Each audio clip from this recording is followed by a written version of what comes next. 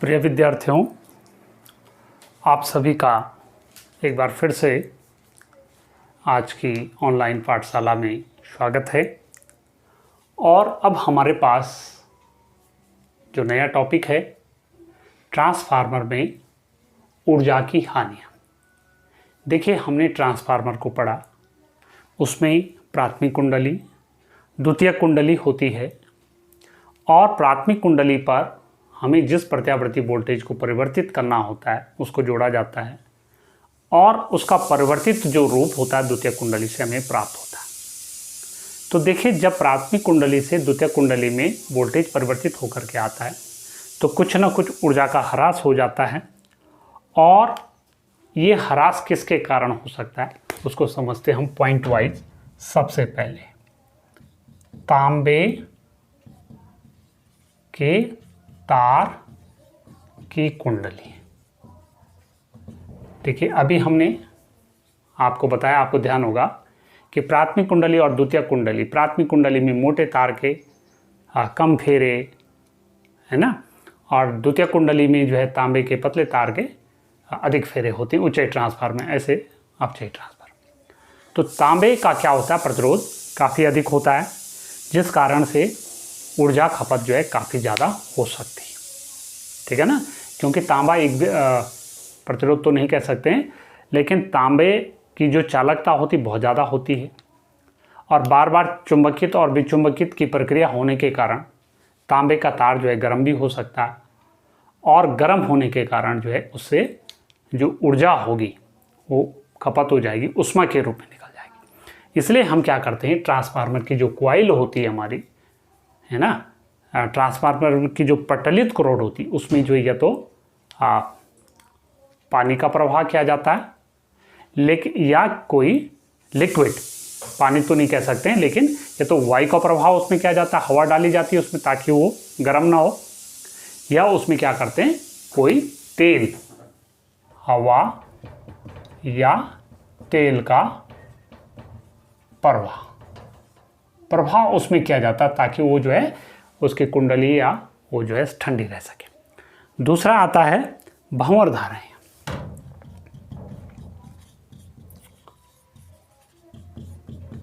देखिए, जब ट्रांसफार्मर में चुंबकन और विचुंबकन की जो प्रक्रिया हो रही है, चुंबकीय फ्लक्स में परिवर्तन होता है, तो ये जो पटलित जो प्लेटें हैं इनमें भंवर धाराएं उत्पन्न हो सकती, भंवर धाराओं के रूप में ऊर्जा का ह्रास हो सकता है।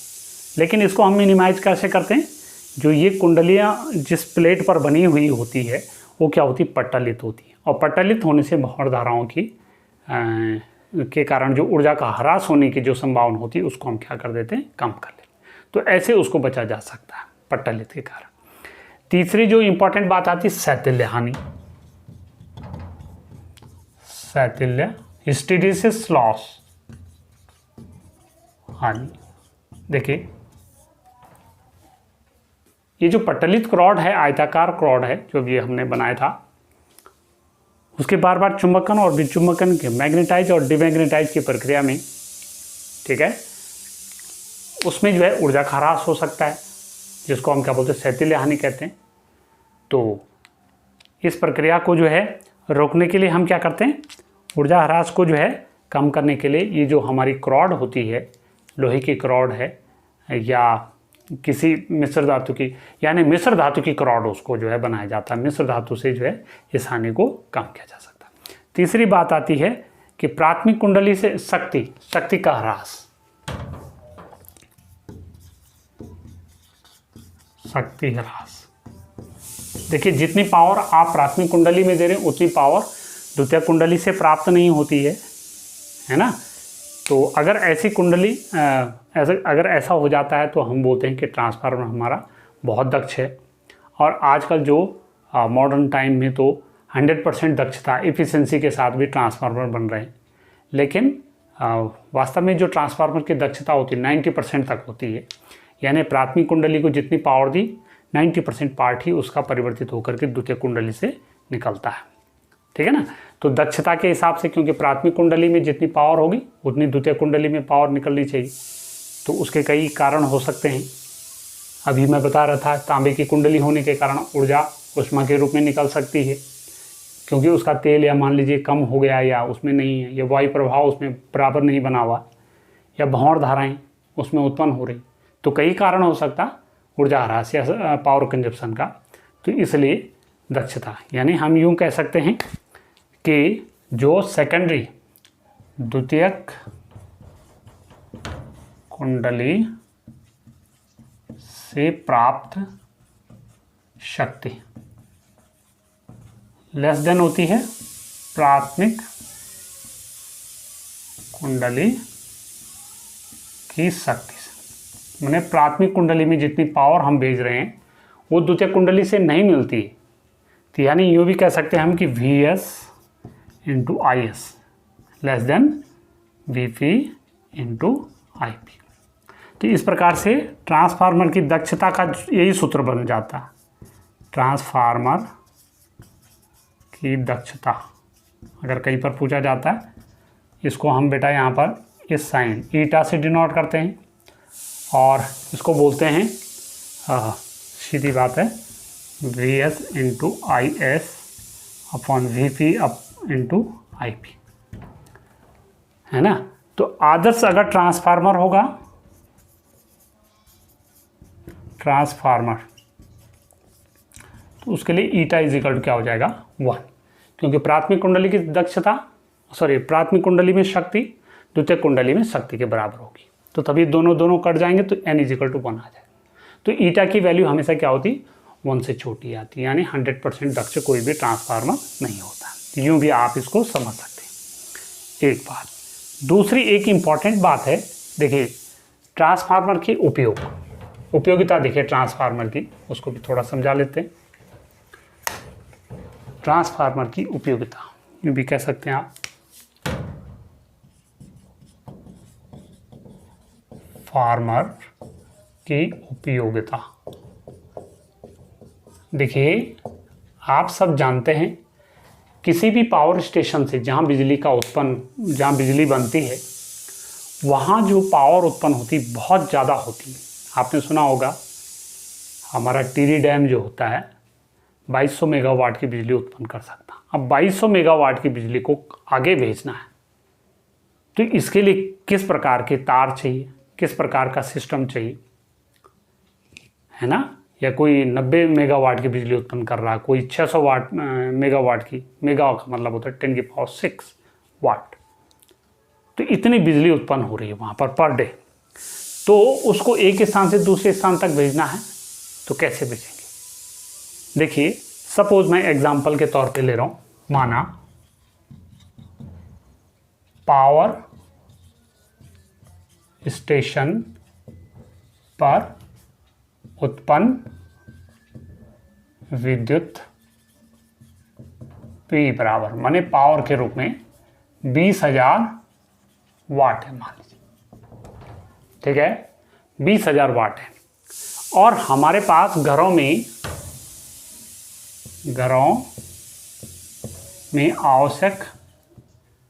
आवश्यक वोल्टता, माने कितनी बिजली चाहिए हमें घरों में 200 वोल्ट, यानी 220 वोल्ट या 250 वोल्ट, तो कैलकुलेशन के लिए मैं सिंपल 200 वोल्ट चाहिए। तो कितनी धारा हो जाएगी साहब, P/V I इजिकल टू 20,000 बटे 200, यानी क्या आ गया I is equal to 100 ampere. 100 ampere की धारा जो है 20,000 वाट शक्ति से उत्पन्न होगी। और 100 एम्पेयर की धारा को किसी भी एक स्थान से दूसरे स्थान तक भेजने के लिए बहुत मोटे मोटे तार की आवश्यकता होगी, क्योंकि एसी जो करंट होती है हमेशा सरफेस पे बहती है, किसी भी तार के सरफेस पे बहती है, बाहरी सतह पर बहती है, ठीक है ना।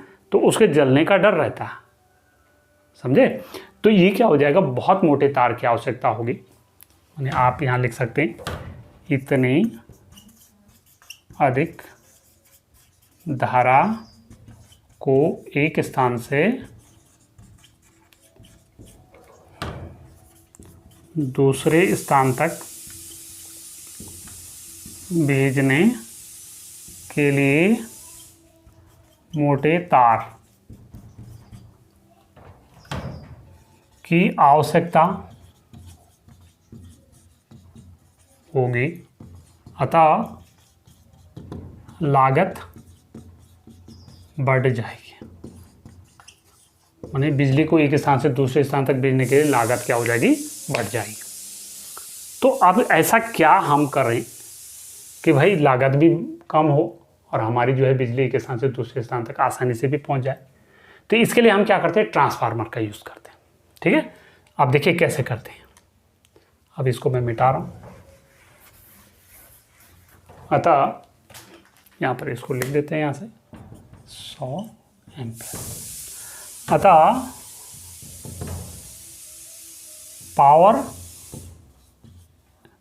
पावर स्टेशन पर हम क्या कर देते हैं, हम क्या कर देंगे, वहाँ पर एक जो है ट्रांसफार्मर लगा देंगे। पर एक कैसा ट्रांसफार्मर लगाएंगे, उच्चई ट्रांसफार्मर वहाँ पर लगा देंगे हम। ठीक है ना, एक उच्चई ट्रांसफार्मर पर उच्चई ट्रांसफार्मर पर हम क्या करेंगे, ट्रांसफार्मर में माने 1000 वोल्ट था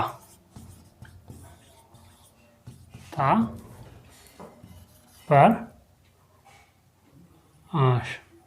धारा को भेजेंगे। माने कहने का मतलब मेरा ये है कि पावर स्टेशन पे इतनी बिजली उत्पन्न हो रही 20,000 मेगावाट की, तो वहाँ पर हम क्या करेंगे, एक उच्चई ट्रांसफार्मर यूज करेंगे। इस बिजली को उच्चई ट्रांसफार्मर में भेज देंगे। कितने वोल्टेज पे भेजेंगे, 1000 वोल्टेज पे या 1200 वोल्टेज पे, या उसको जितना ज़्यादा आप बढ़ा सकते हैं आगे, तो उतनी कम हो जाएगी। तो ऐसी कंडीशन में देखिए क्या हो जाएगा, तब आई इज इक्वल टू क्या हो जाएगा, क्योंकि देखिए 200 वोल्टेज तो मैंने इसलिए कहा क्योंकि हमारे घरों में चाहिए, तो हम क्या करेंगे, वहाँ ट्रांसफार्मर लगा देंगे, उच्चई ट्रांसफार्मर लगा देंगे।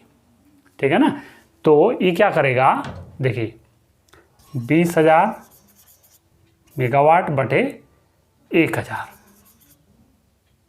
है ना, तो ये क्या हो जाएगा 20 एम्पियर। अब देखिए 20 एम्पियर उत्पन्न होगी, 100 एम्पियर की अपेक्षा 20 एम्पियर क्या होती, कम है। और इसको हम क्या करते हैं, पतले तारों में भी भेज सकते हैं और आसानी से हमारी धारा एक स्थान से दूसरे स्थान तक इसे भेजा जा सकता है। इसको यूँ भी आप समझ सकते हैं। अब आप लिख सकते हैं 20 एम्पियर, आगे 20 एम्पियर 100 एम्पियर की तुलना में कम है, अतः इसे अब पहले की अपेक्षा पतले तार में कम लागत पर भेजा जा सकता। ठीक है, लागत भी कम आ जाएगी। तो ये ट्रांसफार्मर की क्या थी, उपयोगिता थी। आगे बात समझ, तो कहने का मतलब ऊंचाई ट्रांसफार्मर से हम उसको उच्च वोल्टता में बदल देंगे पहले। ठीक है ना, और उससे क्या हो जाएगी, उसका एम्पियर जो है घट जाएगा। ठीक, एक बात।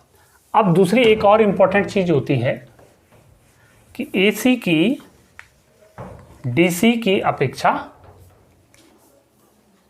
उपयोगिता। देखिए एसी की डीसी की तुलना में उपयोगिता। देखिए हमें डीसी भी जरूरत होती है, डायरेक्ट करंट भी चाहिए, रेस्ट धारा भी चाहिए और प्रत्यावर्ती धारा भी चाहिए। लेकिन जो प्रत्यावर्ती धारा होती है वो ज़्यादा उपयोगी होती है। क्यों? लेकिन खतरनाक भी होती है ना, इसके डिसएडवांटेज भी है। तो एसी के पहले क्या क्या ज़्यादा इम्पोर्टेंट है।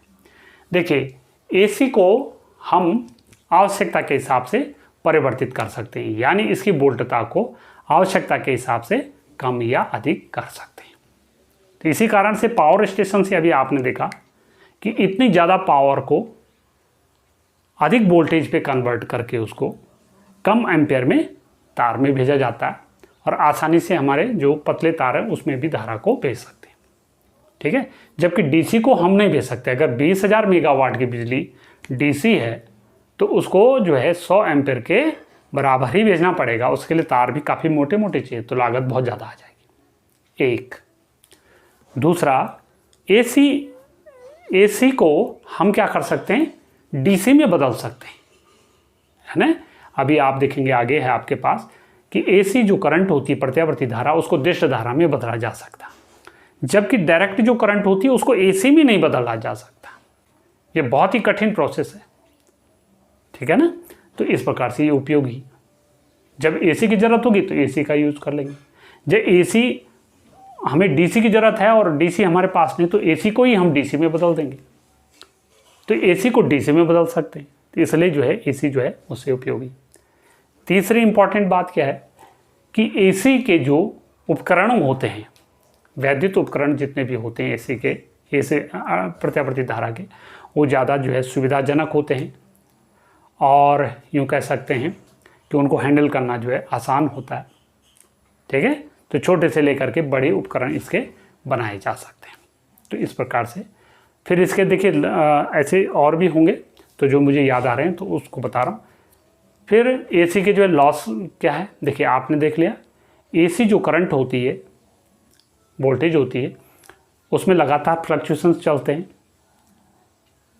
उच्चतम मान निम्नतम मान, उच्चतम मान निम्नतम मान, ऐसा उसमें चलता रहता है, बहुत फास्ट होता है। इसलिए एसी के जो शॉक होते हैं किसी के शरीर पे अगर लग गया तो उससे जो है काफ़ी खतरनाक हो सकती है डीसी की अपेक्षा। हालांकि लगता है डीसी का भी है, लेकिन एसी का जो झटका होता है काफ़ी तीव्र होता है और वो जो है किसी भी व्यक्ति के लिए काफ़ी नुकसानदायक हो सकता है, ठीक है। तो इस प्रकार से ये आपके कुछ महत्वपूर्ण टॉपिक थे, महत्वपूर्ण चीज़ें थी जो एसी को डीसी से किस प्रकार से ज़्यादा उपयोगी माना गया है एसी को। तो ये मैंने आपको समझाने का प्रयास किया। सभी बच्चों ने काफ़ी एंजॉय किया होगा ये पार्ट को। और आज ये पार्ट आपका जो थ्योरी पोर्शन था, डेरिवेशन थे, टॉपिक्स थे, वो हमने पूरे कर लिए हैं। अब हम आगे मिलते हैं आपसे इस पार्ट के न्यूमेरिकल्स के साथ, और बहुत ही महत्वपूर्ण न्यूमेरिकल है। कभी कभी 5 नंबर का भी यहाँ से न्यूमेरिकल आ जाता है। तो इसलिए हम इन न्यूमेरिकल्स को जो विगत वर्षों की बोर्ड परीक्षाओं में आए हैं और महत्वपूर्ण कहे जाते हैं हर गुरुजनों के द्वारा कि महत्वपूर्ण है, इम्पॉर्टेंट है, उनको आपको समझाने का प्रयास करेंगे। 12-13 न्यूमेरिकल तो ज़रूर देखेंगे आप लोग, और इन वीडियोस को भी आप देखें, क्योंकि बेसिक चीज़ें जब तक क्लियर नहीं होगी फिर आगे तब तक नहीं हो सकता। तो चलिए मिलते हैं फिर न्यूमेरिकल के साथ। तब तक के लिए आप सभी का बहुत बहुत धन्यवाद।